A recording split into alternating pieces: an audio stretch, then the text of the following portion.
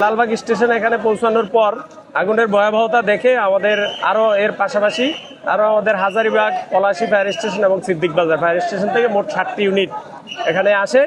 এবং আপনারা এই পুরানো ঢাকার রাস্তাঘাটের অবস্থা জানেন, এই রাস্তায় গাড়ি আনা খুবই কষ্টকর এবং আমাদের বড় একটা আমরা বিশেষ পানিবাহী গাড়ি নিয়ে আসছিলাম, ওই গাড়িটা খুব ঘটনাস্থলে আমরা পৌঁছতে পারে নাই।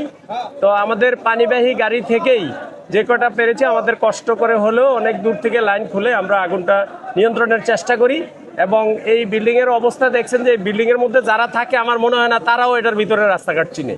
কেউ বলে জানালা দিয়ে ঢুকেন, কেউ বলে দরজা কেটে ঢুকেন, এক একজন এক এক রকম কথা বলে। তো যাই হোক, আমাদের ফায়ার ফাইটাররা ঝুঁকি নিয়ে কাজ করে, আপনারা জানেন সেই ঝুঁকি নিয়েই 3টা বিল্ডিংয়ের মধ্যে উঠেছি আমরা। 3টা বিল্ডিংয়ে উঠে আগুন আমরা নিয়ন্ত্রণের চেষ্টা করছি এবং অনেক কষ্ট করে হলে আগুনটা আমরা নিয়ন্ত্রণে নিয়ে আসছি।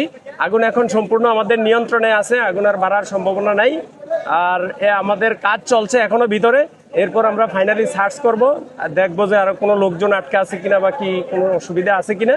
এটা করার পর আমরা আগুন নির্বাপন দিতে পারবো। এই পর্যন্ত কোনো হতাহতর খবর পাইনি। আর আগুনের সূত্রপাত এখনই বলা যাবে না, যেহেতু এখন আমরা কাজ করছি। কাজটা শেষ করে তারপর আমরা ওই লাইনে কাজ করব যে আগুন কিভাবে লাগতে পারে।